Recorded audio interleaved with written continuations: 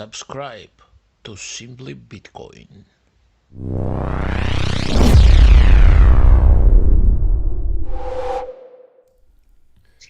All right. Welcome, everybody. Welcome into another episode of the Meme Factory podcast. This is test stream number 23. As you will all know by this point, there will never be a real stream. There will only be test streams because that way they can't shut us down. This evening, we have one more. Let's bring Marcus in.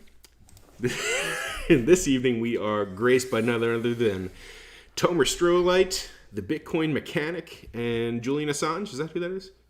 No, it's not Julian Assange. It's Bitcoin Granny. It's Bitcoin Granny. Assange's iPhone. That's it. All right, so if you guys could take a moment to introduce yourselves one by one, that would be fantastic. Right. Hello, I'm real Bitcoin Granny, and I'm really fucking pissed off. Always. That's the introduction of his personality.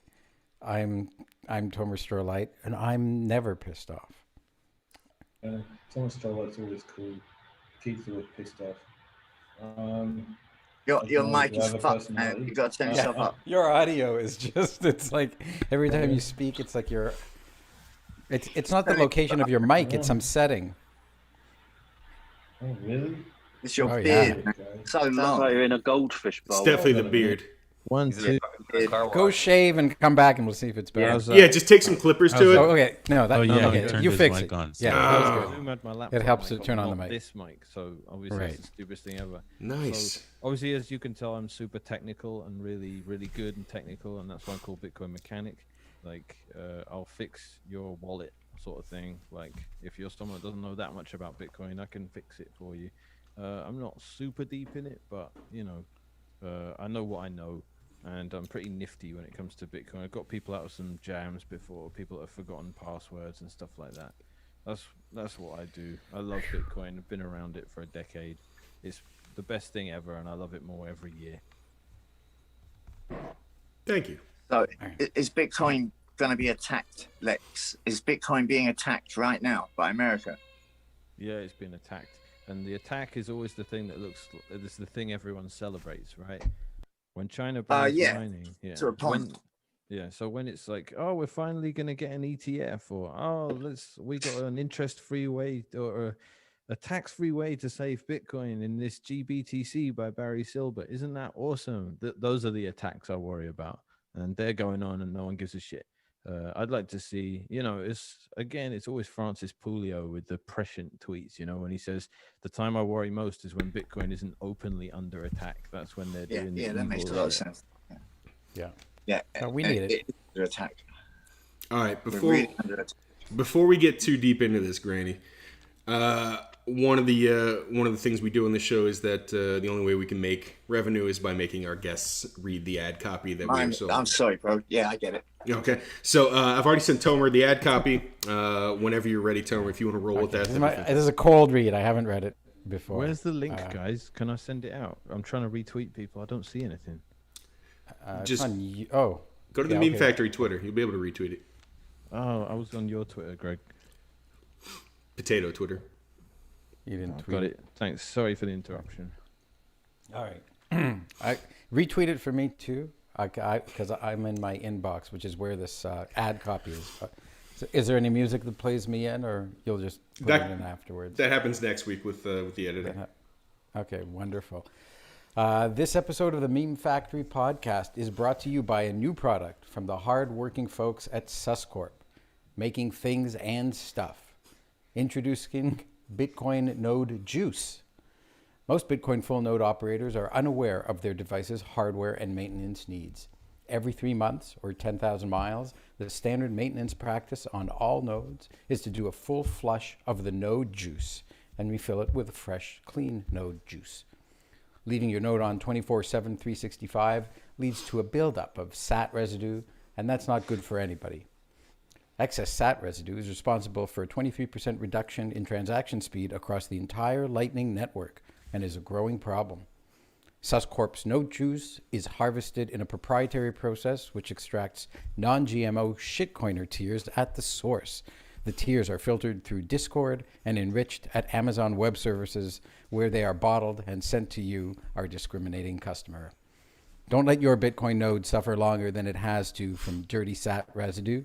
Go to suscorp.com and use the promo code Tears of Joy to get 50% off your first order of node juice. Woo! Nice. I hope you guys made a lot of money off of that. Sick gains, bro. Yeah, I mean, we get at least a Bitcoin every time somebody reads those ads for us. Greg's still trying to figure out the difference between a Bitcoin and a UTXO. There's no difference. There were 21 million exist. UTXOs.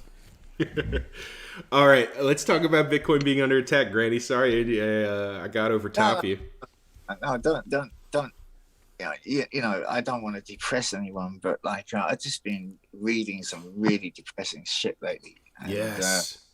what it amounts to is we are so fucked, and it's so fucking heavy that I've had to put the thing down. I can't read it. I get this every now and then, but it's like it's not all true. It's way worse than you can even imagine.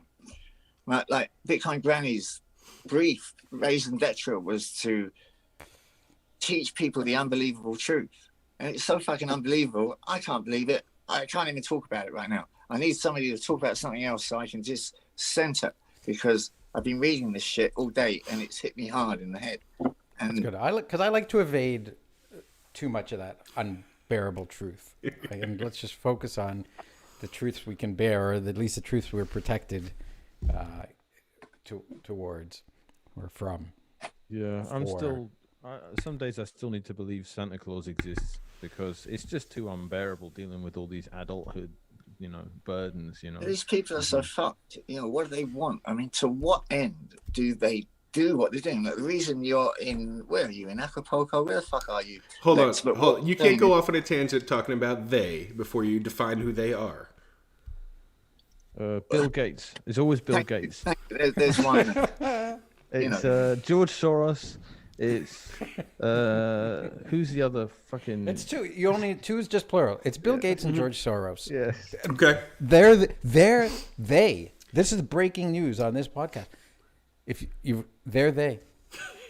Yes. We've identified They they. are. Did you see, It's did you just see two guys. His wife wasn't gonna donate or pledge her money to the Gates Foundation anymore. I saw that today. I did not see that.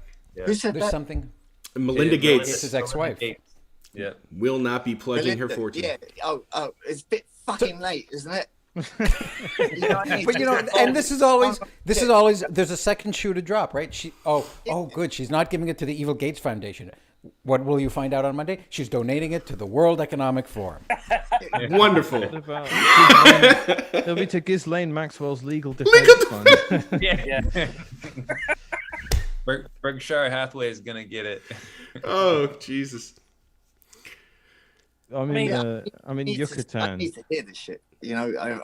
I've been institutionalized from COVID and not being able to go out and all this kind of, and no one being around, and like I don't talk to anyone, and I read all this heavy shit, and like I can't talk to anyone about it because there's no one to talk. We're that here. even begins to get it. I'm We the wanna talk fucking to you. weirdo here. I'm the local weirdo, and it's like I'm the tinfoil hat man, and it's insane because I just feel like, I mean, what's it going to take to wake people up? It's not going to happen, is it? It's No. never going to. Not everybody. Not You know what it's gonna everybody's going to take? wake up. But it's like the Matrix. A few people wake up and they do things together, and God speaks to them, and all these things are happening. And yeah, you can worry about the fire that's burning off to the side that is looks like it's consuming a lot of the world, but you can be fireproof to that degree, and you don't need to pay too much attention to it. At least that's my view. It's the allegory of the Wait, cave, man.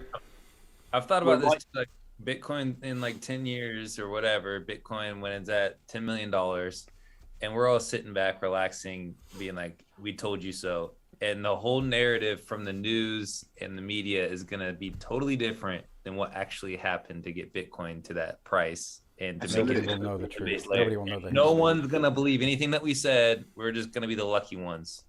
No, we'll own the media at that point. Won't be a problem. It's not a But problem. Bitcoiners won't resort to trying to manipulate the truth, because it's what in 10 years there'll be so much of us having fought every time when you fight for Bitcoin, you're not telling a lie to beat the other guy's lie. You're telling the truth against some other guy's lie. Right? That's what's so different. If you work in marketing, you're Pepsi and they're Coke. And you got to go and defend Pepsi against Coke. Well, the whole thing's all made up. It's just they're both the same piece of sugar water. But you say ours is for the new generation, for younger people, right? And that's exactly what all the shitcoiners do. Right? They just sit there and make something up and market test it like Coca-Cola and Pepsi market test something. Bitcoin's this truth. It's like there's nothing people say about Bitcoin that is an exaggeration of it. It's like the whole thing is the truth. How about Bitcoin's the second coming? Well, yeah. I had that came up in the spaces that I was doing last night. I had forgotten this hypothesis. Yeah. It makes so much sense. The night or of Jesus? What are we talking about? What are we talking about? Second coming of the night or second coming of Jesus? What are we talking about? Is this like the second coming? It's a messianic event. Messianic. Yeah. In digital form. That's it? You're going to drop it's the second coming and not expand on that? Well, I mean, it's not self-explanatory. We know it's a box of truth. We know all about it. Okay, it's the only way to do it. You know, who would have thought the second coming would be a fucking digital box? Okay, because Keith, let me see if I can I frame what it is exactly you're going through in a way that should make you feel happy, and if not a little bit smug, rather than. I want to feel happy. I'm not here to feel happy. There's too many people trying to be fucking happy and let's party and everything. What about the worst situation I've ever seen, ever. I mean, I'm 64, man. I've seen a few things, okay? And I'm just realizing now how fried I am because of some of the stuff I've learned over the last few days, which I knew anyway, but having it confirmed was great. But then let me just ask you, Keith, do you feel that Bitcoin is the second coming, or if like you had to put it on a scale of a score of 0 to 100, 100 is the second coming, the 0 it's a figure of speech. It's a figure of speech, but it's the only fucking hope I can see on the planet. I think we all have that in common, right? I agree, man. As Svetsky said, fire, Bitcoin, teleportation. That's pretty much the 3 leaps. Like, this is a major moment, man. I don't think you can underestimate how big it is that it showed up right now. And I think it's reasonable to get all cosmic about it, like Gigi and all these, and Toma does with all the psychedelic religious experiences people have when they get orange pilled. It's reasonable. If you're not getting that shit, then you're missing the point, in my opinion. This is a spiritual awakening for mankind, Bitcoin's presence. It's fucking it's a privilege to be here for it, man. It is. It's a fucking privilege. Absolutely. I'm with that all the way, and I can be there any time you want to say that. I think it's the greatest self-help tool in existence. Forget shrinks. Bitcoin just reflects you and somehow gets inside you and makes you say, I want to become a better version of myself. And none of this shit has occurred to me because I live in a fucking sanitized bullshit fiat society that I've been indoctrinated with all my fucking life. Right. You know, but it's showing you feel like you're in the Truman Show. Yeah, exactly. That's exactly it.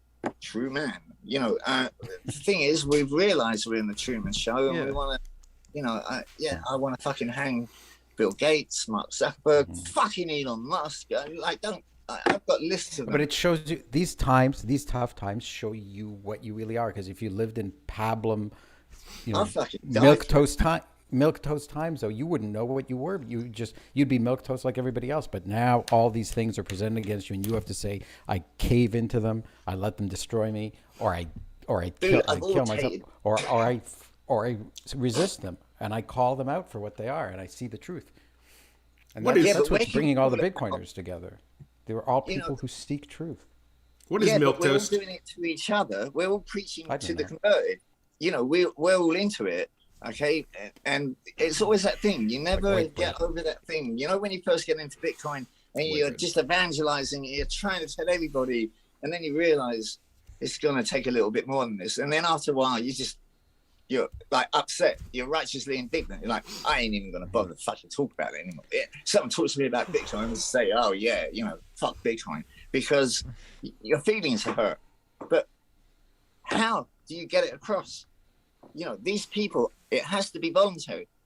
Okay, it's really hard to see. They need to first. I think this is what people need to first see that there is such a thing as the truth, and then they need to look for it. Oh, right? there's There a are many big people. lack of it.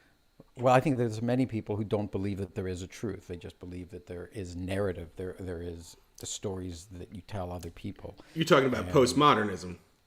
Yeah, I think guess so. you're right. I think that's what that is, and so you can never attract someone with the truth who doesn't believe that it's true, that the truth even exists, right? Like that, and that's why it's really really hard to persuade those people. And I think those are some people who live in the fiat world who you never get over to Bitcoin, or they're people who see the crypto world and they're like, oh, look, there's a whole new realm for me to make up lies. I can say that pictures of jape monkeys are rare and scarce and not duplicatable and ownable. And so they're like, oh, look, let's just tell the story. And that's why when you get a room with Bitcoiners and NFTs on Spaces or something, it's like we're talking past each other.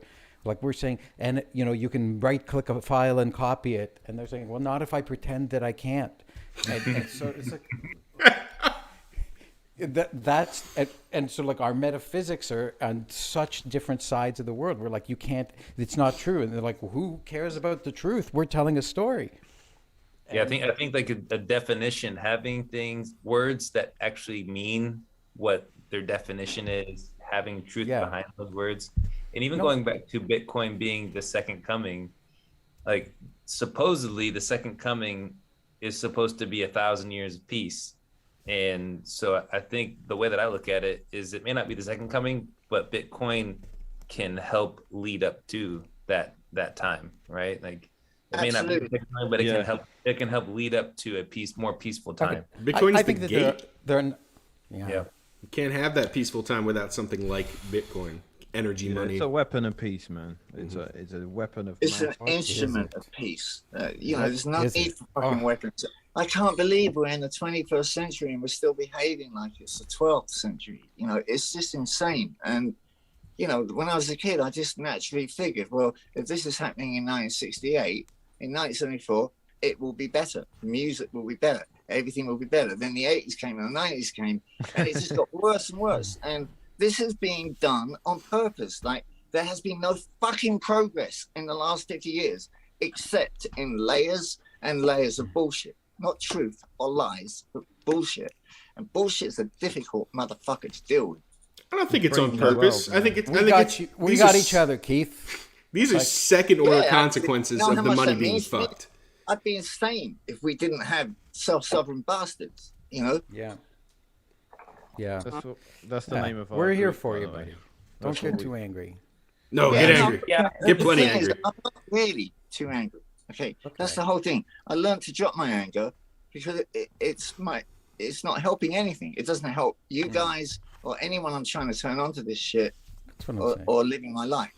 So, but I'm really angry with these people that have just made billions out of it. I mean, we're in a war.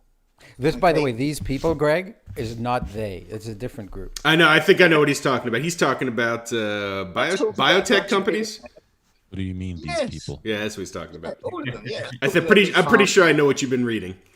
Mark Zuckerberg, all of them, yeah. I've been reading everything.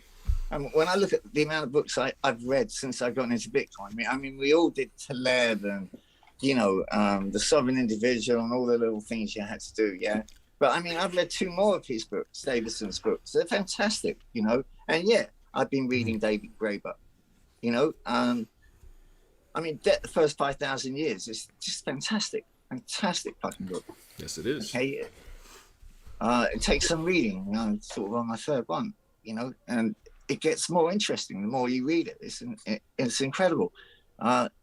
So the thing is, it wasn't like I didn't feel all this and didn't see it all going on, through my long life that is behind me. Okay, and I was always like the pain in the ass guy. I was always, oh, you're antisocial, you're this, you're a weirdo, and like I think I was right, So there's a lot of millennials and kids and people like you that I believe you all see it as the only hope. it's the nuclear. Look at the truckers, mate. A lot of them have got no idea about Bitcoin, right? And they're providing hope for so many people out in Canada, and that shit's spreading. So yeah, I mean, I hear you, man. I completely hear you. I think Bitcoin is a phenomenal tool, but even if it goes away, you've still got Bitcoiners, and you've still got these people with fire in their bellies who are fucking determined to do what they can to keep the torch going. Yeah, so, man. I agree, man. If the citadels remained, the citadels will remain, even if Bitcoin for some reason went away. Though I don't think it would. I just mean this as a statement of, I've met people that mean it. I've met people that are in it for the reals, and we met over Bitcoin, of course. But if Bitcoin for some reason, this is a cheesy, it's the friends we made along the way sentiment, isn't it? But maybe the real $1 million Bitcoin was all the friends we made, all the citadels we built along the way. Thanks everybody for tuning in. Yeah. No, but there's the reals out there, man. But look, don't you think you're a bit like Cassandra, right? But if the gods turned around to Cassandra and said, "All right, we've cursed you. You know the future. No one's listening to you, but because you know the future, you get to be rich." Do you think that would satiate her at all? Or she'd be like, "I don't want to be fucking rich. I want people to listen to me and not live near the bottom of this volcano and die." What do you think she'd feel, Keith? I think she wouldn't want to be rich, right? But the thing is, there's so many people just think this is the way. Oh, money, more money. Okay, I'll do it then. Yeah. Everyone's bought and paid for. Who's the most recent one? Joe fucking Rogan. Yeah, Mr.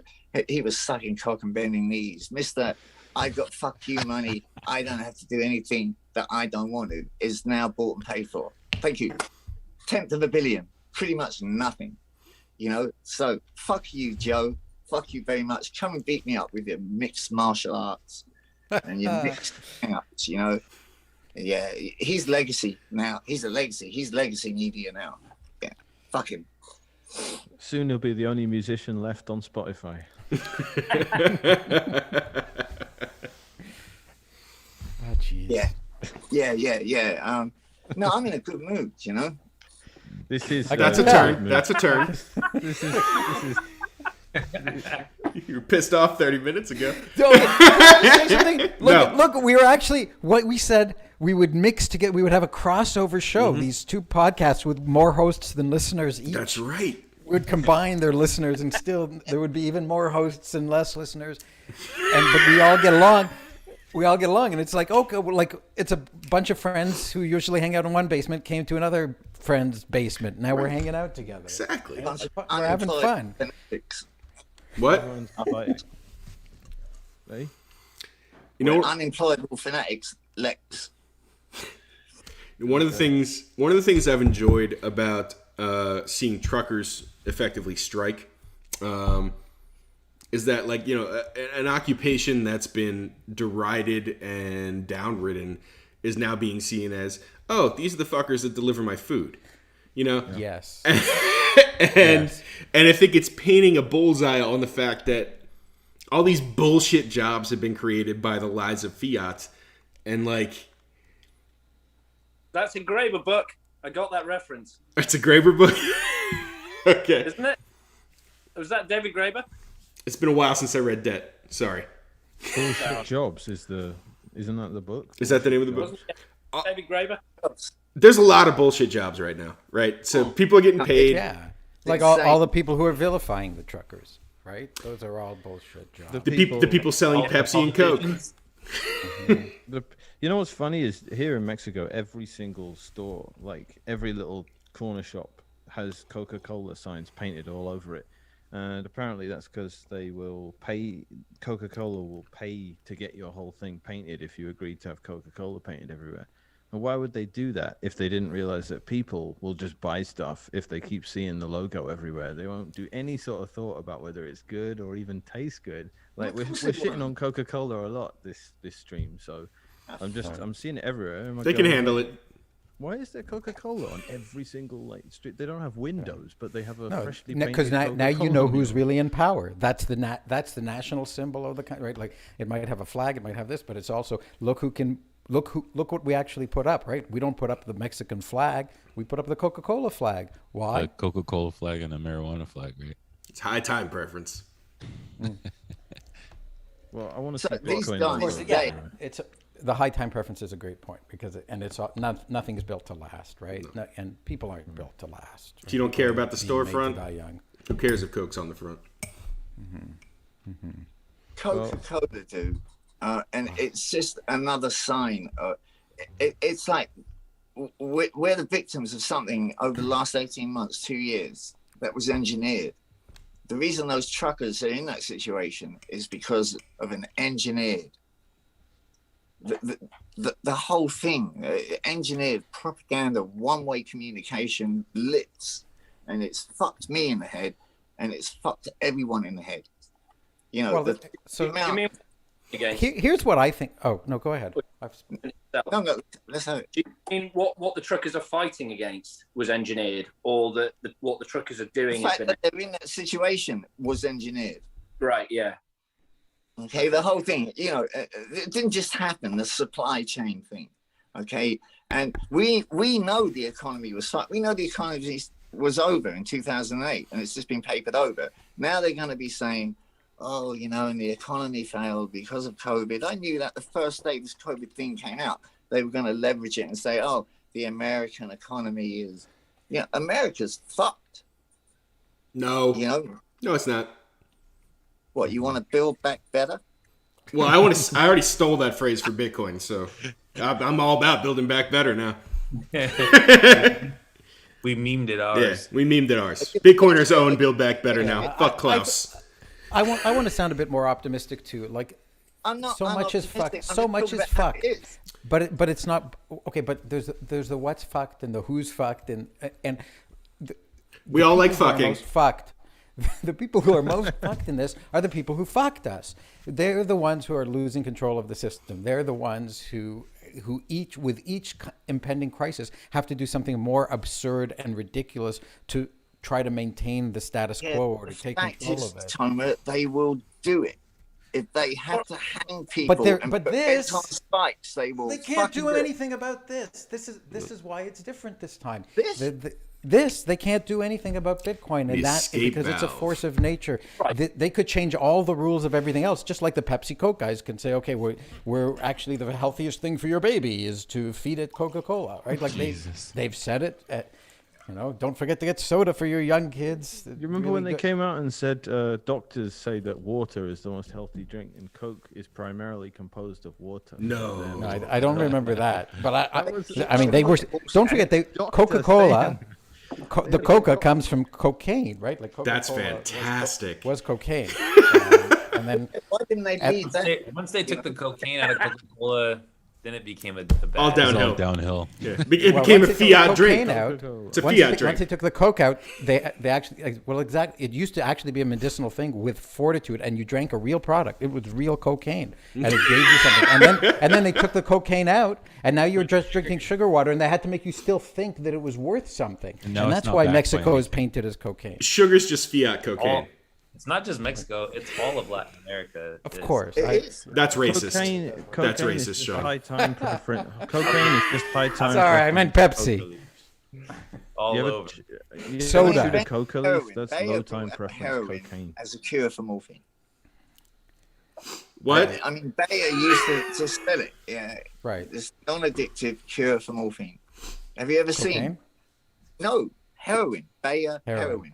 I got Oh. pictures of the old adverts. Non-addictive, they would claim. Yeah, no, like Yeah. these are not these German drug companies don't have a great Yes. history of doing good things with their knowledge. Like Mercedes Coke was the best Coke you could get back in the day. You know, Back in when the day. before we all realised what a load of bollocks it all is. You know, it's just another version of Ralph sugar. Lauren, which history is not, was the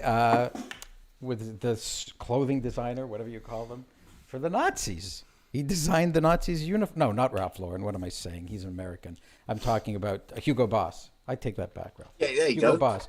Hugo Boss was Hitler's designer, and they haven't retired the brand. Like they somehow made it a good brand equity. Look, I mean, of all the nasty things you can say about the Nazis, nobody's ever criticized the crispness of those unicorns and jackboots. You know, They kept their boots quite shiny. Oh, we're getting canceled tonight. I like to look at what a fashion designer designs, not who he designs it for. That's kind of how I roll. So. It's similar to IBM and the punch card system, right? Yeah, exactly. It was a very sound architected system. I evaluated on the basis of it functioned very efficiently. It functioned very efficiently. Enemies. Like Bitcoin. Bitcoin's for enemies. Yeah. This is why this is the turning point in history. Well, I don't know exactly where we turn, but we leave this path that you're so frustrated about, Keith. Right? Like these fuckers keep fucking us, and they keep changing the rules to fuck us. And now we've come to a turn in the road because this now thing we've is got the and we're like, now we fuck you. No, Tired of being fucked. fucked. The last thing we want to do that. We just want to just carve our alternative way and get on with it. But we're like a dam that's broken open. A number of things are going to happen. We're going to run off in rivers left, right, and center, and there's going to be a big tidal wave that comes at it. Like there's a big change. There's a big change coming because they are losing control of the things that they used to be able to. And again, I'm talking about Bill Gates and George Soros. Right. And Klaus Schwab. Control of. Yeah, they're just losing control of these things, and more of us are getting off of that. This is an old metaphor. I'm getting off. We're getting off that. Yeah. We're getting into something different. Whether you call it an ark or a lifeboat or a citadel, we're getting into something different. And some of us still have one foot on one side or one foot in the other. Or like you can't totally escape that fiat world. You guys had more and more you can. You guys had a killer metaphor about Bitcoin and the life rafts being that. Yeah, thanks for saying it. It's the only escape that, like, as you get into the life raft, it gets bigger. Yeah, right. And it really is. That was a great one. Yeah, I interrupted Pedro. I'm sorry. That was you. No, I was gonna ask a question. I saw earlier you posted, Tomer, that you guys do a podcast together. Is it all three of you? Yeah. There's been one or two episodes where one of us hasn't been able to show up, but they're mostly just the three of us. Do you ever post it on Twitter? I mean, like, I haven't seen you shilling. You know what we did in the early days when we had a couple of listeners, and I guess I just got out of the habit. And we haven't been recording lately. We haven't all been. We've had a hard time. Is it on YouTube or is it just strictly RSS? Really busy. It's on the podcast platforms. It's on it's YouTube. There's so much visually. Bitcoin content out there. It's on YouTube visually, but it's on, like, we use that Buzzsprout, and then that puts it on, like, Apple, Spotify, all of the platforms, but that's audio only. Yeah. So, we also had this issue. You're on episode 25 now. And sort of. Based on your, I listened to a load of your first ones, got out the habit, and I tuned into your latest one, and there's a question I've got for you about Sheldrake in a minute if we've got time. Because it's gonna take you 5 minutes to get there. Hold on, Keith knows Sheldrake, or he used to know him. I used to know Rupert Sheldrake. Yeah, he used to work at this place called International Synergy in LA, and Sheldrake was on that scene and all his morphogenic fields and what have you. All right. A lovely bloke. I just want to say quickly, I'm not just saying this because you're on the pod. It is a really fucking awesome podcast, and the thing that I love about it is that you three largely, like Tomer said, you don't always all of you make it, but you always have fire conversations about Bitcoin. There's always something new that you bring to it, and it's awesome hearing some fucking legit Bitcoiners riffing on what Bitcoin means to them and just providing your own insights and shit. So I totally recommend. But mention the name of it for us, Tomer. It's For the Love of Bitcoin. Yeah, awesome. So thank you for that. That's okay. That's what brought us together. We just wanted to be three Bitcoiners, like from three different decades. And it's funny, like, I hate to say that, didn't you, Tomer? I meant eras. I was about to say different eras. Like Lex is from like before the first halving. I'm after the first halving to the second halving, and Keith is the younger one among us, who's from the third to the fourth having inexperience. So Lex is the old guy. I'm still the middle guy, and Keith is the young guy. But it's just like it's such a fun podcast to do, especially when we get going. There's one episode which was after the prices all crashed, but the price of the first one, man. Which time? The last time it happened deep, I don't know, like November, I'm going to say, or what? March November, 2020. It was before. March 2020 was the big one. Okay, so that and Lex is just on, and he's like, yes, we're dripping in shitcoin blood, and it feels so good. Pets one. That wasn't the Wall Street Pets one. That was something else. Yeah. There's been a few that have been really great. Yeah, there was the huge dip after China banned mining. Oh, yes. Yeah, love that. Like, it's just, you feel, because you just watch Twitter, you watch Bitcoin go like from signal, bit of noise. Oh shit, one guy sold out to a shitcoin, but signal, and then you just watch it after the Tesla pump, and you're like, what the fuck are these people? Like, these are the stupidest people I've ever seen, and there's just noise. Then China bans Bitcoin mining, whoosh, gone. It's like, finally, like, I cleaned my apartment. I've got to I'm not staring at dirty dishes in the sink. Like, I got a clean house again. Like, I can think. Like, that's what happened when China banned mining. It was great. Absolutely. And you watch Bitcoin is down 38%. I'm going to go on CoinMarketCap. I can't wait to see it. Ethereum down 60%. Dogecoin down 78% since every idiot has been texting. Are you watching Elon on Saturday Night Live? You gotta buy. I'm like, great. What was it at 60 cents, 70 cents back then? Now it's at like 12. I don't know if it crested over 70, but yeah. It was going to $1, right? No, that was the top, guys. This is just, it's such a great, like, Lex feels it, and then I try to explain it, because like what you see is going on is Bitcoin is like this post in the ground that isn't immovable. It's just here. It's just telling the truth about itself. And all these shit coins, they come around and they try to say, and it's just the Pepsi marketing story again, right? It's like, oh, look at me, I've got 5-second blocks, or my unit, there's 100 billion of my unit, and the inflation rate is higher, or you can. It's such bullshit, left, right, and center, and every time the big ding comes up, like a bunch of these inflate, and then everyone goes, hold on, fuck a second, this doesn't make any sense at all, and you get this big dip, and all this other stuff comes down to the ground, crashes, and people think the price of Bitcoin crashes, and then the dust clears, and look what's standing there right in the middle there. It's still Bitcoin, still going away, one block every 10 minutes. Nobody lost their money. Nothing changed. There was no hack. There was no bug. It just kept fucking running. Like, and every time that happens over and over and over and over again, this is what's bringing human consciousness into synchronization, right? Ding, ding, and every one of these attacks is a louder bell saying, wait, that Bitcoin thing is still standing right there, untouched, immovable, just as strong as ever. Economics is just human action, right? And we finally have a constant against which to measure it. Sure.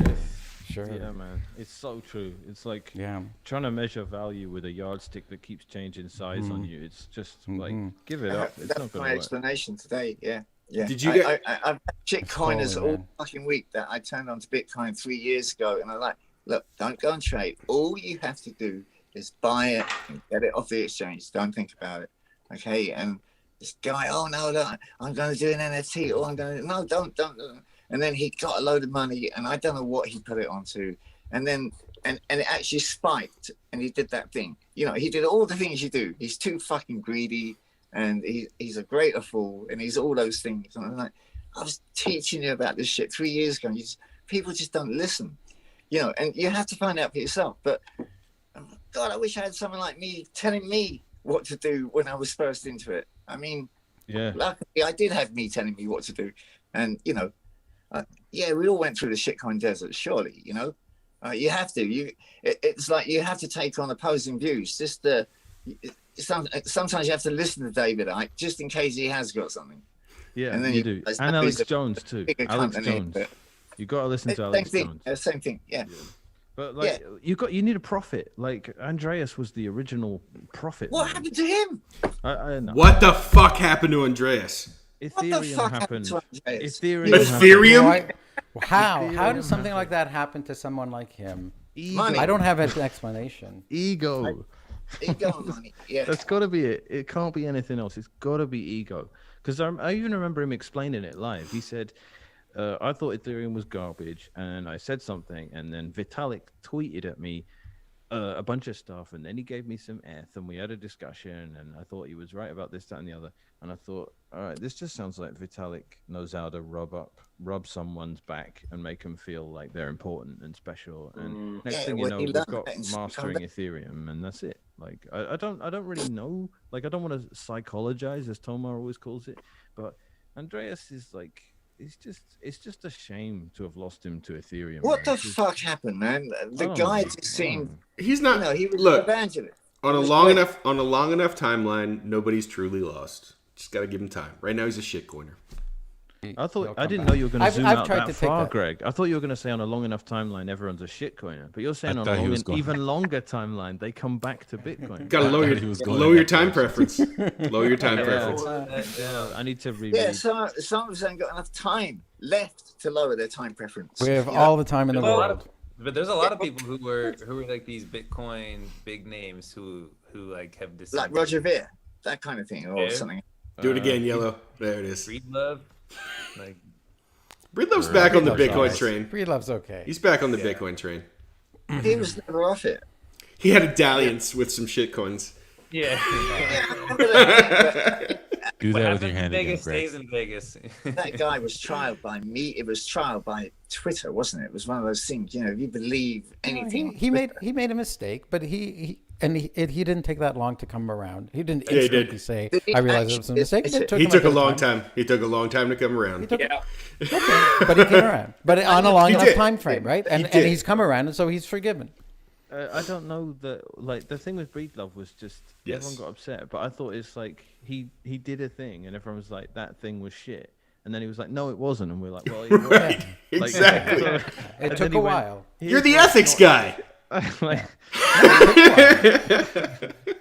I personally offered him constructive criticism in direct messages and stuff, in the hopes to see him ultimately decide. I didn't successfully influence him at all, but I just say, like, I completely accept that he was through something that challenged his ego, right? He did something for a reason, and then his ego defended him, and then he said, you know what? No, I realize that wasn't the thing to do, and I think he was being very sincere in saying that. He went on with a bunch of his friends on a podcast like this, and how could he have aired not it known out. it wasn't the thing to do? You know what? being You know who what? he was? We don't need to waste. We don't need to brain- waste any more time talking about Robert Breedlove. You're right, He's you're had right. plenty of time in the spotlight. Let's Okay. talk about Bitcoin. Let's move on. Let's talk about bullshit jobs. Guys, this is the Oh, first yeah, time we were I've talking ever about that. seen Greg uncomfortable. This is the first time I've ever seen him uncomfortable. Yeah, that's what we're here for. So you want us to keep not change the topic? I don't know. I'm just. Here's what I'm saying. Bullshit jobs is It's good events. I wonder to why talk he's so about, uncomfortable. It's good to talk about That's the dildo. Ananopolis, beer, Breedlove. Alright, so, know, who like, was the it can happen prophet? to us. who right? was the Like, prophet after Andreas? Oh, it could Like, happen to us. Don't think it can't. who was the That's next prophet, a really man? good point. Who was the next prophet? That's the point. Like, because we had Saifedean and he wrote the Bitcoin Standard, and everyone loves the Bitcoin Standard. I still haven't even read it, which is. He makes me fucking laugh, Safety. He's great. Yeah, I know he's brilliant. I love to Very see Sure, good. Yellow's the next prophet. opinionated. Yeah, I just love the way he says what he thinks. You know, The book's Yeah. fantastic. Yeah. No, Saifedean is undeniably just the best. Like anti-bullshit. Like it's just beautiful. Yeah, Like, he's not like Andreas, right? Did you say undeniably in a room full of contrarians? Because I'll deny it, just for fucking shits and giggles. fucking A. I'll deny it too. Nobody agrees with you. What was it that I said was undeniable? That he's the greatest. Saifedean. Saifedean's You the said something about greatest. Saifedean. Yeah. I don't know. It just like the things he said to Taleb were just the most Yes. like so. He's totally insulting. unvarnished. He has You're has like never taken a day of emotional intelligence training. Of course. He's like Shinobi, but more. He should articulate. teach a course, not just in economics. I would like to see Saifedean teach a course in human interaction, like the opposite, how to be emotional. Oh my It would god. be called How Completely to Rip insensitive. Someone a New Asshole. You know what? How to No. rip someone. Like, I would like to learn how to behave that way. Saifedean's just a Not every reflection. day. He's the human reflection of Bitcoin. He gives you the truth as he sees it. whenever you interact with him. It's a mirror for all. What was of us. it? What was it he said to Taleb? Because that was the thing that I just couldn't deal with for like a week. He's like, typical have of to you to remind say me. this because this is your fat fiat piece of like He just grass eating shredded him. shit or something. Like, He's unvarnished. this guy Mr. wrote Big Human unvarnished. Bodyguard, he said that too, yeah? I didn't know he did that. Safe's best tweets are when he's like telling somebody how they should feed their infant ground beef in Yes. like a bottle or something. It's the best. He's got so many good ones, and it just because the thing is also he's so sincere, right? It is, you were saying, Greg, it is his truth, right? So he's sincerely spitting venom at you. He's not just picking big words because he doesn't believe them. He is like, these words apply to you. Yes. No, you know what? He's. Have you guys heard about? In reality. All right, so He's an exorcist. He's Jeff a bullshit Booth. exorcist. right, let's bring up Jeff Booth real quick. All right, so he's got this whole thing about Great. the people who are your best friends are the ones, like, everybody in the world walks around with a card on their head, and that card says what they're doing wrong in their life, that they're not succeeding, whether they're an asshole, whether they can't do their own finances, whatever. And Jeff Booth says that, like, your best friends are the ones who tell you what's on the fucking card, Yeah, whether or not it hurts your feelings. And Safe is just the embodiment of that. He's always going to tell you what he sees on the card. He's the a good friend. embodiment. Yeah, He's the absolutely. Tyler Durden of Bitcoin. Yeah. Yes. Yeah, Yeah, that makes a sense, friend's actually. gonna tell you what you need to hear, not what you want to hear. Yep. Yeah, a true friend. True friend. Yeah, that was True. true. Like, I mean, Francis has been having a moment because, like, when Ross Ulbricht came out with an NFT, and the whole Bitcoin community was like, "Look, just lay off. It's Ross, all right? It's fucking Ross. Like, Ross I was Ulbricht shocked. is, like, I know, but like, you know, Francis came out and said, like, you're fucking up, bro. Like, lose it with the NFT. Like, and everyone's like, look, Francis, fucking leave it. It's Ross Ulbricht, all right? Like, it's different. You've been in solitary confinement for about 80 years. Like, you can't say, like, just leave him alone. And then Francis said, look, if I'm fucking up, I want you all to tell me, right? Like, that's being a friend, right? So yesterday he was kind of fucking up, and we're like, yeah, you're fucking up. You're trying to be the next Udi Wertimer here. Like, we need you not to get all upset about Bitcoin's culture of, like, harshness. Like, come on, man, it's all right. You're There's a pushing- name I've completely forgotten. It was Udi. Wow, like he blocked me a couple of months ago, and I haven't seen or heard from him since. And I couldn't even tell you if he was still in the scene. Like I've been blinded to his existence, which I'm perfectly fine by. It's weird. Search for udi.eth. No, it's Oh, no. Udiverse. Has it gone that far right? already? Oh yeah. He's a .f now. No Is way. he a .eth? I don't know. He was Oh for man, a this minute. is we're gossiping. This is That's- some serious As a gossip. troll, probably as a troll. That's all. Yeah. I don't want to spend any more time talking about him, but it's just wow. Yeah, haven't heard luckily I that don't know name who in a the long fuck time. you're talking about anyway. But yeah. I've got a question if we want to change course. Let's Yeah. do it. All right. So we mentioned Rupert Sheldrake earlier. And if anyone's not familiar with him, Sheldrake and Graham Hancock were the first two guys to get deplatformed by TED. You know, the TED TD, yeah, okay, yeah. Yeah. before deplatform before people started realizing that deplatforming was a thing. So Sheldrake's got stuff that's well worth listening to.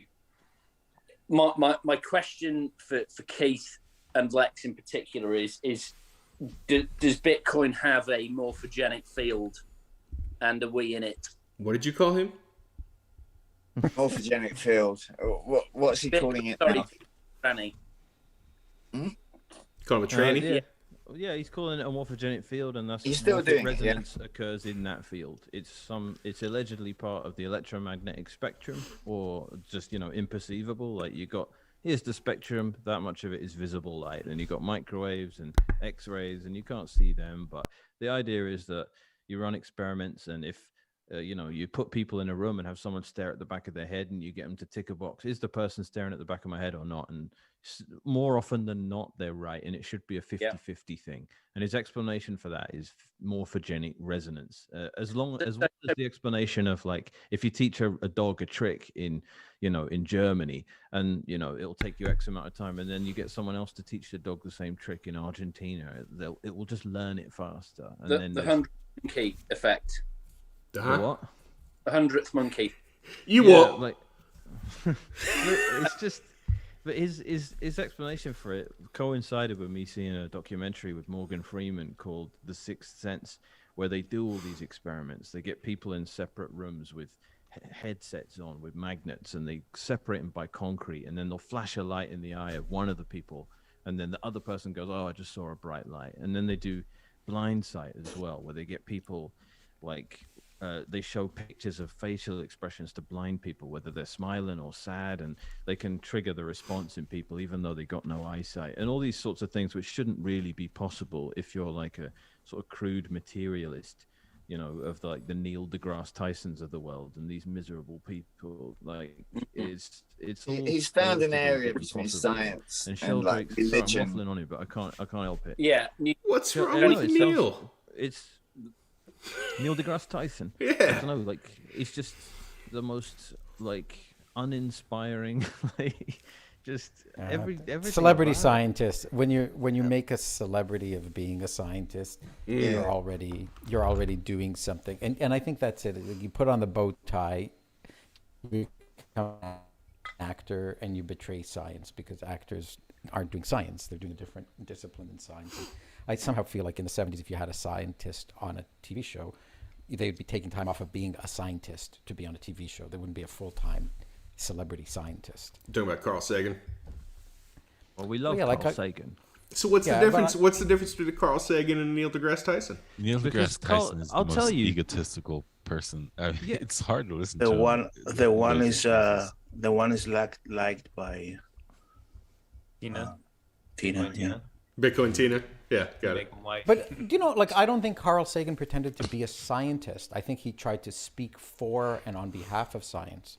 Right? There you go. Carl Sagan didn't say I'm a scientist and what I say is true.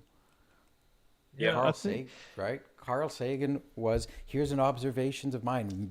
There's millions. Like, just look at how small we are in the universe. There are billions. Yeah, and yeah. He was a billions lot of about stars. wonderment and stuff you couldn't really disprove. Right, and there we are, the pale blue dot as seen from the thing. So he was a very good writer, but he didn't give me the impression that he gave me the impression that he was a poet and a philosopher, not the impression that he knew science and preached science. He just had a beautiful way of exposing cosmological science. I don't think that there was much else. that he Yeah, I did, want but to it tell. was- So There's you're a stark saying difference. Neil deGrasse There's a- Tyson, if he wants to be Carl Sagan, needs to expose himself?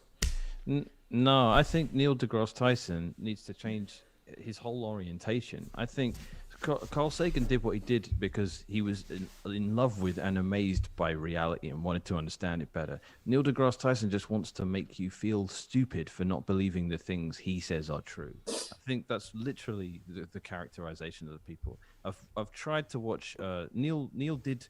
It's a good comparison between the two because Neil did like a documentary cover, if you want to use that term, Yeah, of exactly. Cosmos. He did like an updated version of Cosmos, which was a series by Carl Sagan. And the whole thing was just like, here's what you're supposed to believe, and you're an idiot if you don't believe it. And it's like, that was never Carl Sagan's vibe. He was never calling you an idiot. He was just saying like, here's the universe. Isn't it amazing? Like, I look at this and I'm flabbergasted by how wonderful it is. That's gone, not just Neil deGrasse Tyson, that's just gone from physics in general. Like, I mean... Oh, come on. Brian Cox is amazingly, what's the word? He's just great. He's the rock star scientist guy that actually talks sense, and he's full of wonderment. I do like Do you know him. who I like mean? Michio I Kaku don't as know well. who that is. Michio Kaku as Oh, well. I hate him. He's one of those You do? celebrity Michio scientists. Kaku? You hate him? You hate him, but you like Neil deGrasse Tyson? Oh my God, he's so fiat. Tyson. Neil deGrasse Tyson. Neil deGrasse I Tyson. feel like we're about to get thrown out of this living room or this. No, what's that? we got Fair point, mechanic. No, Fair my point. favorite physicist is Seyfuddin Amous. That's the best physicist out there. He's also the best climate scientist and nutritionist. Psychologist. He really calls out the bullshit. Oh, he just has a nose for Rupert bullshit. Sheldrake used to have a reward out for if somebody could prove a morphogenic fields existed. In the early 80s, he had, I think it was $100,000, which was a lot of money then. Back up. What the fuck is a morphogenic field? All right, let me try and have a stab at this. So the term morphogenic literally means how something takes shape, and as in morph, genesis, right? The beginning of form. And I guess if I were to, I've had a couple of beers, right? So forgive me here, but I will try and explain this. Nobody really has any fucking idea how things take shape. If you were to try to like decode, no, stop, unpack that. What do you mean nobody has any idea how things take shape? Reality is just really complicated. If you were to look at, all right, so let me give you an example. There's this concept in biology called, I think it's de-differentiation, where, you know, when you cut yourself and suddenly you bleed and a scab or a blastema forms around the wound, and then a few weeks later you've got nicely healed skin and you know, effectively no sign that there was any problem there before. Or in the same way that, and there's a fucking amazing book called The Body Electric by Dr. Robert O. Becker that you have to read if you're interested in this field, right? He did experiments in the 1960s using salamanders, which are known to be able to regrow their limbs. This fucker, who was a genius, and he had his funding cut off, he was doing research on regrowing the limbs of amputees from Vietnam.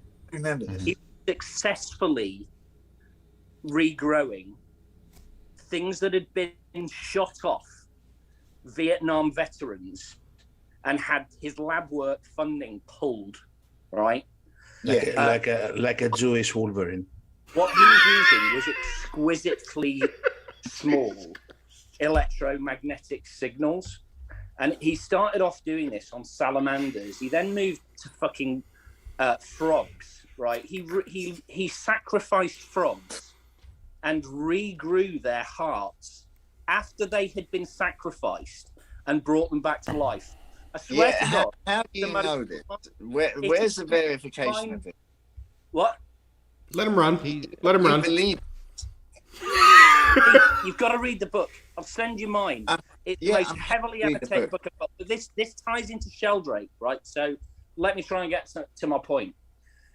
When you think about this concept of regrowth, the amphibians can do, like salamanders can do it. They can regrow their limbs. Babies can do it. If you chop off like the ends of a baby's finger, they'll regrow. Yeah, that's right. You're better off snipping it off than right. There's like 7 reasons why we're going to get banned from YouTube tonight. It's about stem cells. It's all about stem cells. That process stops as we get older. It doesn't stop in salamanders, but it stops in humans. About the age of 5. Was that if you reintroduce these exquisitely small electromagnetic signals at the right amplitude or the right ampage, you could regrow, or the right voltage, you could regrow them. So this was research in neuroelectric therapy. I remember all this stuff. I haven't read it's absolutely fucking amazing. I mean, it's mind blowing. It blew my mind. So, and he had a lab assistant who's still alive. I can't remember his name, but I've got his book here that I'm reading at the minute, and it's amazing as well.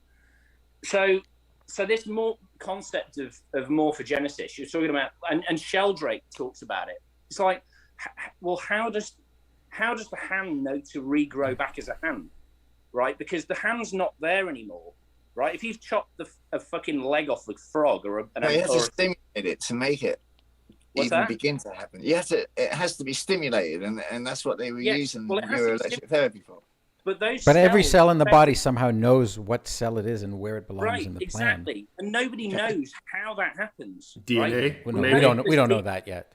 Oh wait, but it's except not for Greg. Controlled by DNA, right? It's not the genetic makeup of it. Yes, it is. That's exactly what it is. That's what DNA is. What do you mean? Not when you've chopped it off. So yes, you have a copy of your entire body in every cell of your body. The whole blockchain is in every node. The whole DNA is in every cell. We already understand that's how it works. How does the DNA that's at the end of the salamander's finger know when it's growing back that it's different or a different part of the body from when it's at the wrist? Okay. There's so many of us who want to speak. That's Jesus.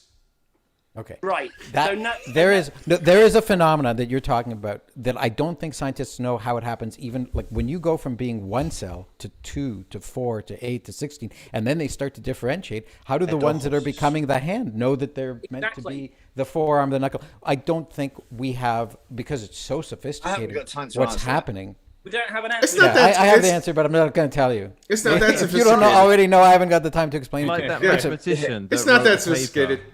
There was a mathematician that wrote a paper, and at the end of it, he said, "I've come up with a proof for how you can find prime numbers in any given set, but I don't have time to write it on this paper. I'll write it on the next one."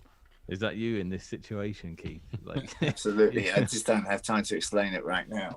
well, hold on, wait, pause, zoom out. Wasn't there a proof that would be quite repeatable, which was if you crystallize a new substance and it takes X amount of time, once you've done it, you can do it again with the same substance anywhere in the universe, and it's quicker than it was the first time you did it. That was his claim, and isn't that verifiable? What does that mean?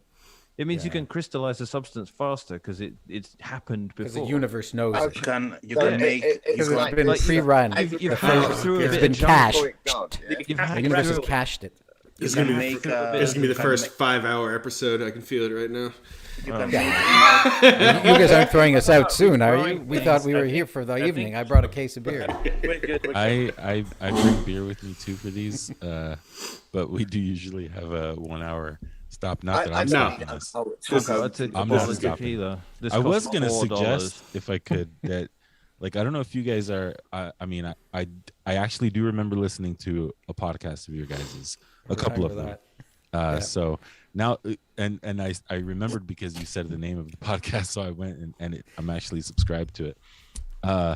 Why don't you guys? I would recommend. You're the guy. I think that you guys would do really well, like doing YouTube streams like this, where the chat is open and it's Yeah. So you guys are going to have us over every week, right? I'm personally down with that. I'm good with myself. I know the Euro boys are looking to start their own version of Well, this. there's 3 of you, and then there's the plus some. Plus more. Plus more. Marcus, Why did you mute- plus? unmute Why if did you you're still plus awake. more me? Why'd you plus more There's me? not enough space in a tweet. I ran out of space, and I Yes, wanted to do Sean. other funny It's shit. not. It's not like you can. It's not like you can tack on tweets to your first tweet. All right, can I do Tweets an appeal? conform. Tweets Can I- conform. Can I do an appeal and a shout out to Julian Assange's Bitcoin address that I managed to glean from his brother? Can I do Yeah. it? Like, Are you going to can we be read the serious? address? What? No, but Oh, how are you please, gonna do a please shout read out? read the No, address. I'm just saying it's on Twitter. Like for anyone in the chat right now, I just tweeted it. I Go think to your someone's- Twitter. Someone's retweeted it. Are you going to pin it? Are you going to pin it on your Twitter? The Twitter. It's I actually can. my address. It took ages to convince him it was Assange. Mine. It's my pain in. Yeah. Don't you have enough money? It's Yeah. funny. When are we gonna convince Chair Force about this regrowing limbs thing? When are we going to convince Chairforce to come back on the pod? Isn't he part of the factory? What happened? We need him to regrow his Johnson. Yeah, he's gone. Yeah. Is this what all these like does that Pornhub adverts for getting a bigger dick are about? It's just morphogenic resonance it's to just- like electrotherapy to give you an extra. This is how long I knew Probably my is. dick was supposed to be. Salamander We're days. talking about bad dicks, so we can make them bigger and prove Rupert Sheldrake's theory that he's never been able to actually prove yet. Well, he Grow didn't back prove that he smaller. could grow things bigger. He proved he could grow things back. Okay. Sorry, I got mixed up. I'm Grow gonna back- need a lot of grow faith back in it better. before I chop it off. Grow back Conversation better. went sideways fast. Lex's experiment, not. No, but this is like you know how today pretty much if you see something No texture. if you see someone got banned off Twitter, you just assume automatically that whatever they said was true, right? Like we all have that as a heuristic at this point, right? So Rupert Sheldrake and Graham Hancock, they were the guys that got banned off TED, and that was like 10 years ago, right? I didn't have that heuristic Well, that takes some doing. That's a good thing to have. I'd love to be able to say that. to get banned off TED. Yeah, I mean it was TEDx. Absolutely. They got banned from TEDx. Which That's is like, hard. Shit, TED. Yeah. It's like- That's like JV Ted. It's not varsity Ted. TED was really ahead of its time, right? They were banning people. They were deplatforming people before the rest of us. Someone should have given a TED talk about like this is the dystopian future that I'm helping to build. But we're bringing it about. People banned. We're bringing it about. This is a template. Vision. I've seen some talks on TED that make you want to vomit. Like people talking about how we can use maths to predict when people are going to commit crimes and how it's a brilliant. Oh, I was just rewatching that Steven Spielberg movie on Netflix yesterday. It's called The Minority Report. Yes. Thought crime. It's not even a good Steven Spielberg movie. That's a Steven Spielberg movie? I love that fucking movie. I know. I had to pause it. I was like, this movie's kind of shitty. I wonder who the director was. I paused it and was like, oh my God, that's right. Wow. He spent $80 million to make this movie with all these special effects of like, and it was another one of these. You want to talk about Julian Assange and I want to talk about science fiction. I'll let you. No. I want one of the sensory deprivation tanks that those like. The precogs were in? Yeah, precogs, yeah. Right. Well, I got into that from the Joe Rogan podcast, believe it or not. Apparently he's not most popular around here, but, a float tank. Have you ever done it? Yeah, man. It was all the rage in LA. That Rupert Sheldrake was around that whole scene. Oh, interesting. I didn't know that. Yeah. He was in on this international synergy. Everyone was taking ketamine. This is like in 83 and doing isolation tanks. You had John Lilly and his wife that did all the dolphin research, and John Lilly was the guy they made Altered States about. You don't even know the movie, do you? Altered States. It was. I know. Yeah, it's a good horror movie. But anyway, the isolation tank thing. Steven Spielberg. Not so much. Altered States? No, that's like it was like John Carpenter. No, but for the rest of the evening, he will have directed everything we talk about. Everything we talk about. Yes, sure. Yeah. Okay. I'll try to stay true by thinking of Steven Spielberg movies as examples for things. I like examples it. of Ken Russell. Ken Russell was the director of Altered States. There you go. Thank you. Sometimes, like some ridiculous crackpot theory that you intuitively think is true, that you don't think can be true, and it seems scientifically ridiculous, but at the same time you keep your foot in the door for it and you act like it could be real the whole time. Like the sort of superstitions, I guess is the word for that, like having a superstition where you're just like, there's no reason for this, but if I glance at a clock and there's a number like 7 on it, I know that I've got to do X, Y, Z, and you can do it, and it's totally allegedly irrational. And the less religious a society, the more superstitious its population, apparently. Right. Like China is super superstitious. Fucking hell, what's that, Craig? I'm not superstitious, but I am a little stitious. I'm a little stitious. I'm a little stitious.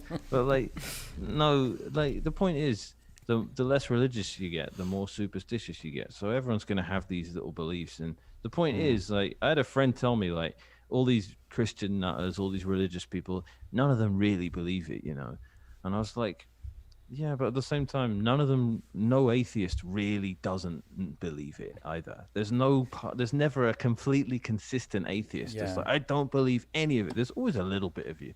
There's always that little part of you. No one's exactly on either side of it. If you've made the leap to atheist, like, you have to admit that there's ground for, I can't quantify that. Right? Mm-hmm. Yeah. Yeah. Oh, and that becomes the path back. Like, I was a militant atheist, but I had that little bit of doubt, and that little bit of doubt was the hole I crawled through to cease being an atheist. I'm a You fan. gotta have the doubt in whatever you do. You have to have the doubt if you're going to be real. A lot of things that were true 10 years ago aren't true now. The half-life of truth, they're heuristics that get you to the truth. You get a lot of that. That's true. How this is about, I have no idea. Everything is a story. Everything is logos, and you can escape the archetypes, I guess. We've got a Carl Jung. We got a Jung fan. Yeah, I get where he's coming from with that, though. Everything is logos. But we're out there physically in the real world. The logos thing is a very zoomed in thing. It's a state of being. It's your being mode, isn't it? But yeah, just essentially like everything that was true 30 years ago, not counting the bullshit because they're not lies or truth, but I'm talking about things that they say were scientifically true, they're not true now. You know, Like everything what? from free. Well, you know, I'm so fucking tired. I can't think of an example, but yeah, I can't even think of a simple one. All right, One will come to me. gravity still works, right? Shit There you go. still falls at 9.8 meters per Well, second there squared. you go. There's a great example. Newton, right? We don't know what gravity is, though. Yes, we do. You know. It's a field. It's No, part of the no, we electroweak don't. force. We don't know. We haven't. You're just using those are just words. Yeah, It's exactly. part of the that electroweak argument. force. We haven't, It's we not haven't had part of the argument elec- again. Everything's That's just great. all words are made up, Gravity Tomer. and I was Newton. trying to That's impress an argument you, that goes Greg. nowhere. We're gonna have so. See, we're Gravity's just getting its to know own each other. thing, We're gonna have it's so not much part of the fun, but we need a lifetime. Well done.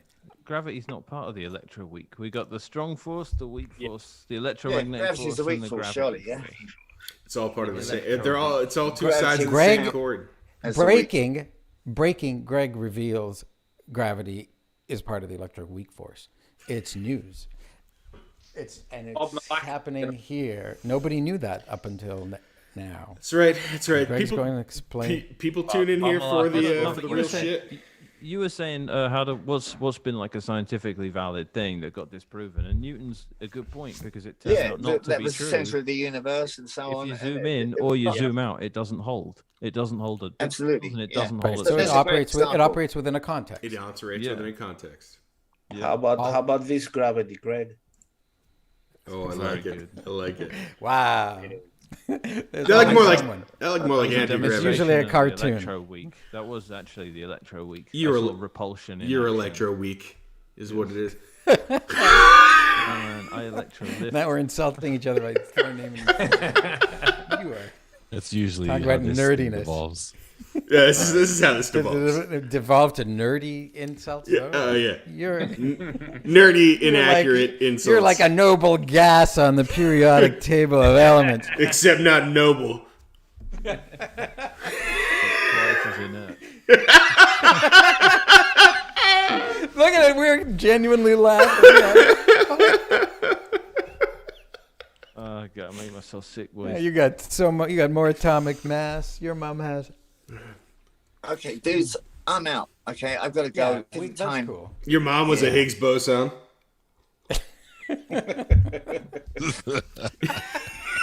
I see you, Keith. Good night, man. Good night. Thank you. Keith's ranting made it for me today. Sometimes that's all I need to hear, man. Like, All it's right. just so frustrating dealing with people that don't want to. He wakes you up, right? It's like stop sleep. He's like he's kicking your face. You're sleeping. He's like kicking you in the head with his boot, going, "Wake up! Don't you see what's going on?" His Hugo Yeah, Boss Jack It boot. can be rough. I'm in an awkward Yeah, it can be position, rough. man. I'm trying to orange pill Mexico while I'm down here. The whole country. Yeah, like pueblo by pueblo, of course. Because I want to do a Bitcoin beach thing because that was just people want to do it through politics, and I'm like, yeah, but it needs to be organic. Like the whole point is you get this little town doing it, and there's every single little town in Mexico has like a little square where there's Wi-Fi, and everyone just sits around on the benches on their phones. Like, just get an embassy. I haven't even mentioned embassy yet. I work for Start9. We make an embassy. It's a full Set up a node. Teach people how to change their node juice. Yeah, exactly. Well, No Bitcoin fresh- Beach showed it really fucking powerfully, didn't they? Yeah, like you do that right, and then your president will be on the phone to one of the organizers in a few weeks saying, like, what's this thing you've got? Admittedly, El Salvador is the most, like, they don't even have their own currency. They're much They do smaller, they're now. way more dependent on remittances. But Mexico's like a different story. Like, and I'm asking people here, I'm like, how bad is it, like, dealing with Western Union and all that? And they're like, yeah, it's actually not that bad. Like, well, like if we get You know what remittances you from are? America- You know what you are? You're a Bitcoin missionary, and even just looking at you with your beard and your thing, like you're going out on a Bitcoin mission to Mexico to take the good word of Satoshi to them and explain to them why they should adopt the Bitcoin standard, the money invented by Satoshi. Like that's what you're doing. You're assuming his And that's what gender. many people are doing. Yeah. I mean, I think we're all. Have you talked- He have you called talked to, himself a he. Have you talked to Ricardo Salinas, the third the richest billionaire? man in Yeah, he's the third richest man in Mexico. He owns Electra.mx, which is kind of like Amazon in Mexico, but it has storefront as well. and like something like a quarter of all televisions bought in all of Latin America are from his like store. Wow. So he's a billionaire. He owns a bank in Mexico, and he's telling everyone stop using banks, Holy use shit. Bitcoin. And he's the third richest guy in Mexico. But this is the point, right? Like guys like that can help. They can fund stuff, but you need actual Mexicans on a day-to-day basis to be like, yeah, I don't use Western Union anymore. I don't use Citibank. My cousin in Louisiana who's like working there sends me money, and he sends Bitcoin to my Moon wallet instead of the bank thing, which isn't that bad. Like, and now I'm just in this stupid position where I'm like, I kind of wish it was worse in Mexico so that it was easier to orange pill people, which is a really stupid thing to want. And obviously I'm happy for Mexicans that they're not in the situation El Salvadorans were in, where it's just so bad that they're like, yeah, Bitcoin, fine, sign me up. But there's still fees. There's still fees that they have to pay through Western Union. Yeah, and taxes. And they also have to like get up and go to like a Western Union building, deposit the money, and send it. Like you can't just do it from your phone, you know. Yeah, so I think we need an organization, and it needs to be people that go town to town, and they just say like, we need a few. First off, we need a few of these stores in the town square to accept Bitcoin, and we need to show them that there's a realistic off ramp. Then we need to just find a bunch of people in the town that are living off remittances from relatives in the United States, and orange pill them and be like, your brother can send you money, and rather than it take days, you can get it immediately, and there'll be no fees at all. And then here's a few stores where you can spend it as well. And I think that would just do that from town to town to town, and then that's how you'd orange pill in an organic way a country. And then when what's going on politically in Mexico on the other end of the scale is incredible. There's this woman who's totally orange pill. She's a senator. She's back and forth to El Salvador. Loads of Bitcoiners know her. She's hooked up with Samson Mao and all of these people now. And she runs something called the Orange Party, which is just a coincidence, by the way. And it's the whole thing is just a complete it's like poetically perfect. How the president that's here at the moment can't run for another term, because that's how the Mexican political system works. So it's basically like, let's get this political thing going. A bunch of Bitcoiners around the world can donate to this Orange Party in Mexico and be like, yeah, our countries are all fucked, by the way, because we've just gone complete Corona Nazi. So we're trying to build a country that respects Bitcoiners. We want it to work exactly how we want. And if it's not El Salvador, Mexico's just a far more realistic place to relocate. Americans and Canadians and Europeans have been defecting to Mexico for decades. So I see it as being like, build it, get the politicians in you want, make it favorable. It's a bit of dancing with the devil, because it's politics, right? And you're accelerating something which is organically just going to happen anyway. But I'm trying to think about the way to get this whole thing working, where Mexico just goes, yeah, we stayed open. We didn't fuck with anyone during COVID. We respected freedoms the entire time. Now everyone lives here. The richest, happiest, group of, Bitcoiners, they've made all their citadels here. America's going through its civil war. Canada is just, I don't know what's happening. Their prime minister's crying in a cottage in Tofino somewhere. And and Austria and Germany are busy actually building concentration camps at the moment. Again. Hey, Bitcoin Mechanic, there's somebody that's in the chat that's spamming the idea that you should be talking to San Felipe, Mexico, and Baja California. So just thought I'd throw that at you since they... San Felipe. Let me message my guy. Wait, there's somebody watching the show? Oh yeah. It's just you, isn't it, Pedro? It's me. It's me, I'm my watching alt it. account, and Greg's mom. Yep. No, she left. She's gone. She probably fell asleep a little while ago. I'm gonna ask who San Felipe is. Is San Felipe a city? It might be a city in Baja California. Yeah, that's what he's saying. Yeah, that's what he said. Oh, so for it's those a place, who don't not know, a person. Yeah, it's a place. Right. Baja California is also Mexico. Yes. Right. Okay, thank you. I've been down. You're welcome. But it's where Tijuana Lex, you're on the opposite coast, eh?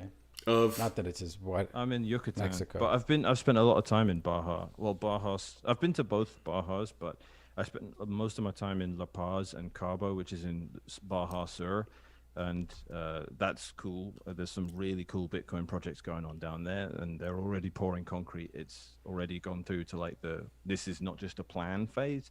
I know that a lot of the heavy hitters know about it. Like I think Mallers knows about it, and I know Max Kaiser knows about it, and everyone sort of got it on their radar, and it looks to be a very interesting project. I don't want to spill the beans about it too much, really, because I think it is spill the beans. Spill them. I think I've spilled all I'm allowed to spill without being an asshole. There's another guy doing exactly the same thing over in Yucatan, which is where I am at the moment, and I've been checking that out. I don't know if you know this, but five people watch this podcast. Go ahead, spill it. I'll have you know, Tomer, that there's a dozen of them. Okay, that makes sense. If we include people's parents and maybe my own phone on the side, just making sure that the stream is working. Right. That makes sense. Listen, it's not that big a living room. Guatemala? Sorry, have you been to Guatemala to Bitcoin Lake at all? No, I haven't been outside of. No, I haven't been anywhere else in Central America. I've been to like Peru and Cuba and some Caribbean places. I haven't been to anything like Belize or Guatemala or Nicaragua or El Salvador even, or Panama or Honduras. Yeah, like all of those countries are like, to me, they're just natural. El Salvadorans, I'm hoping, just become a new middle class of Bitcoiner, and then they just spill out into Nicaragua and Guatemala, and they're like, what do you mean I can't spend Bitcoin here? And it just happens all over Central America organically. And apparently El Dictator, or Bukele, is like got a lot of influence over Guatemala and Honduras anyway, so hopefully the whole thing just sort of he's real hard not to like. His tweets are enjoyable. I know. He doesn't come across. Yeah, he had to take the reins from Donald Trump in a sense, and most of the world doesn't see him either, right? But if to have a political leader of a country say, "Hey, El Salvador, don't give a fuck," to the IMF, man. He's absolutely hilarious. It's like you don't really you don't get that kind of behavior. Canada, the Conservative Party here just voted out its leader because I say this because he didn't write his own tweets. Like, if you want to be a successful politician, get control of your Twitter and say stuff and be authentic, even if you're crazy. People prefer crazy, authentic guys than guys who are reading every word from a teleprompter, telling them exactly what to say. That was scripted. It's funny when they read the end of message on the teleprompter. Oh, that shit's hilarious. I sometimes accidentally say end of message at the end of a sentence when I'm delivering a heartfelt speech. Yeah, well, maybe you'll get fraudulently elected to president of the United States, Tomer. Oh, man, if we weren't getting canceled before, it's happening now. I know. That's all right. There's a bit of a live stream with a bit of a delay. We're probably already canceled. Yeah, we're good. I'll edit it. Let's do all the provocative stuff, because then at least we can get someone from YouTube's complaint department to watch. Get some attention. Well. Yeah. What's the worst shit we could say tonight? No. Yes.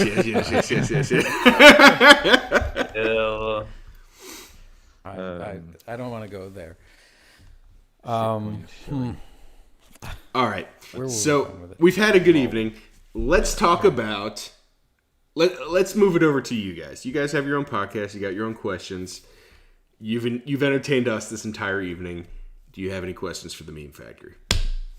What the hell is the Meme Factory? Okay. When Moon. What's the meme? How's your trade going? Really shitty right now. No, I'm sorry. You know what? Before you ask any questions, I'm going to give you time to pull your thoughts. RD has a question for you. Ooh. Right. RD, could you unmute yourself, if he's please? not asleep. Sorry, guys. I know I've kind of taken over a bit tonight. I've hardly shut up, have I? We've lost Keith, just so you know. Oh, what happened to Keith? He had to go to bed because it's like 3 a.m. where he lives. Where you are. Everyone on this where we are. And he's older. And he's recovering from medical conditions. He is the granny, Lightweight. so we'll let him off. What a lightweight. Do you still want to ask, RD? Anytime, RD. Go on, then. Just got to get my Let notes it together, rip, man. dude. All right. Yellow. If the meme factory did exist, and we all know it doesn't, who would you like? Who would you retweet? And who would you mute? Who are like, retweet, and mute? As long as I don't have to marry or snog any of you. That's an English TV show that I don't. Right. No, I knew More that's is not one of the fuck, answers. Mary. You can... All right, so mute, retweet, and avoid. I'm definitely retweeting anything with Leonardo DiCaprio raising a Bitcoin very slowly. That's RD. Which is 50% of RD's tweets, roughly. So I'm retweeting that. What was the other one? Mute, and what was the other one? Just the Twitter functions, man. Come on.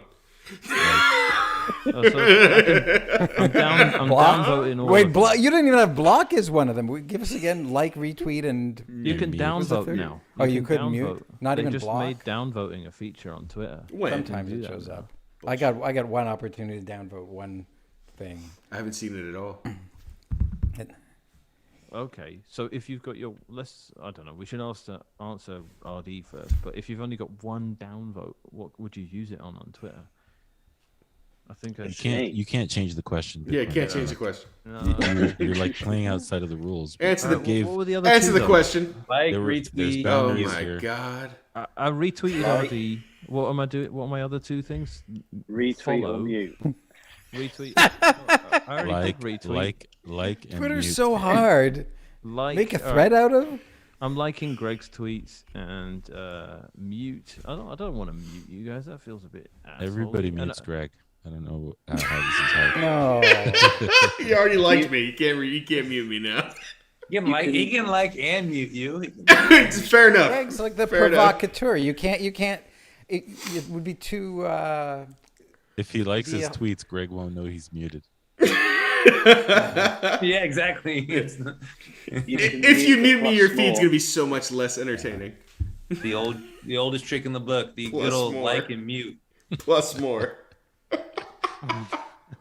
Mute the plus more. Hey, RD muted himself before he stopped talking. Let himself off. Alright, so we know who RD would mute.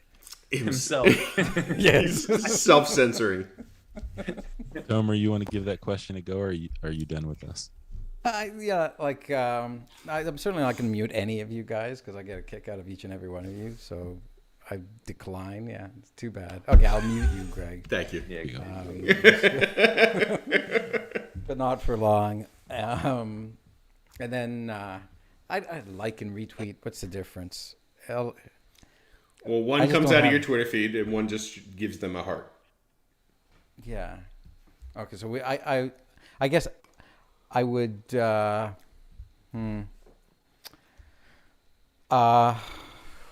Let's see. Guys, Why is it so difficult? It's not that hard, guys.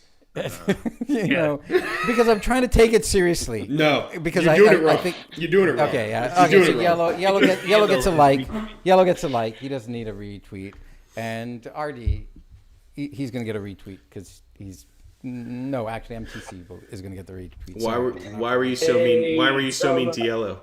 My man. A like is mean? Yeah, I thought you muted him. No, you muted me. Shit. No, I muted you. What? Because The chat was at Trinity was asking in the chat, how did Bitcoin Granny get his name?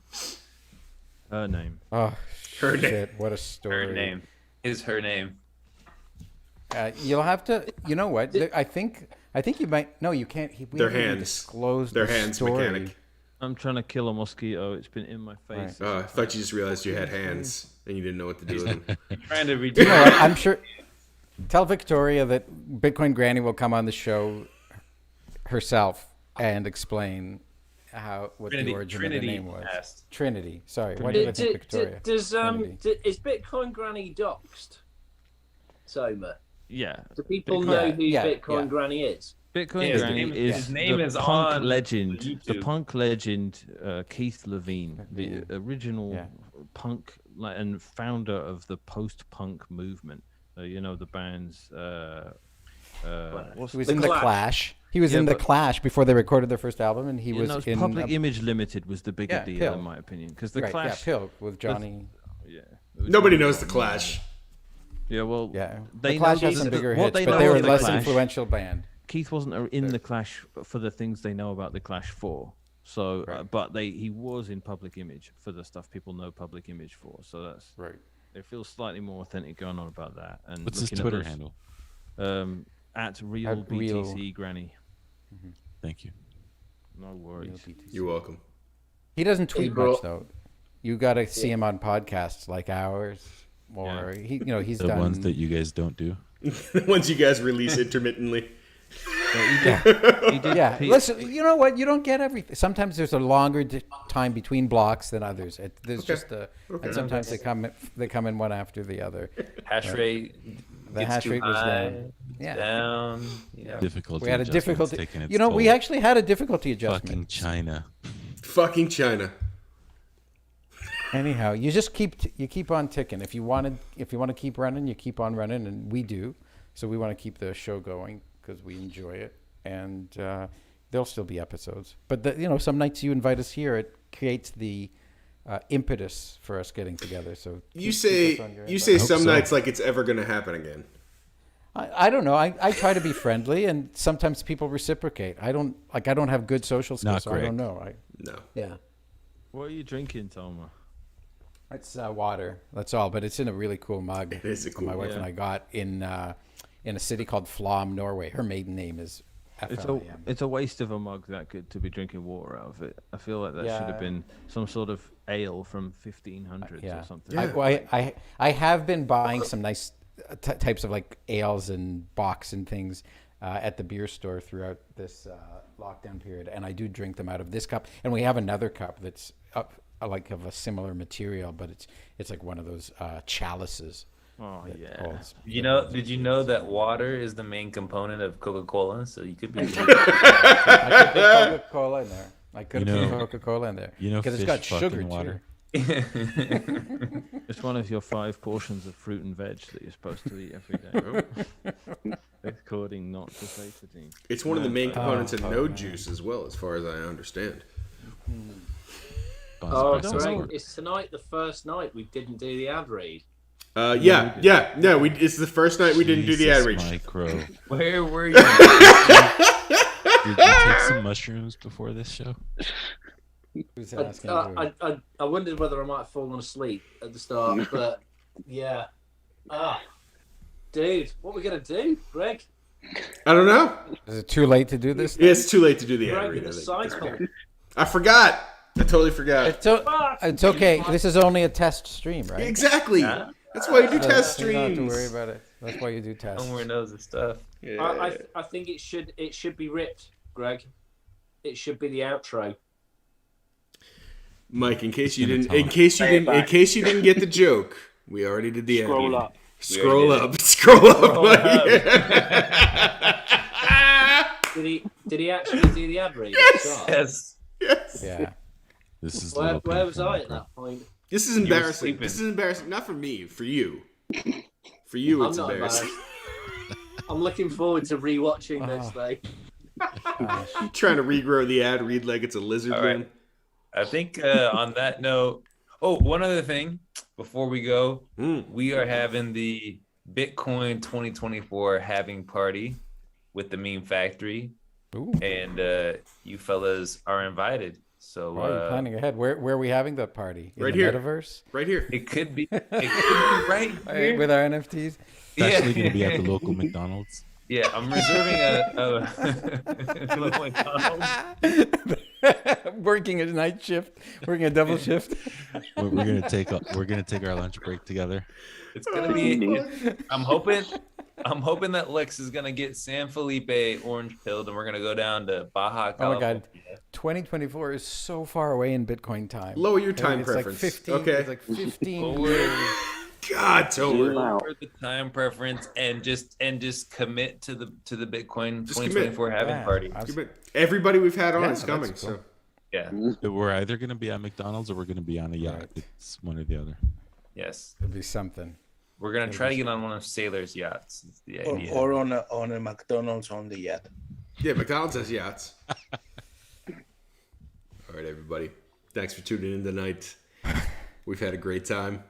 You can find our guests from this evening in the show notes, except for Bitcoin Granny. I'll maybe add him later. Everybody have a great night. Thanks for tuning in. See you. Peace, guys. Cheers, guys.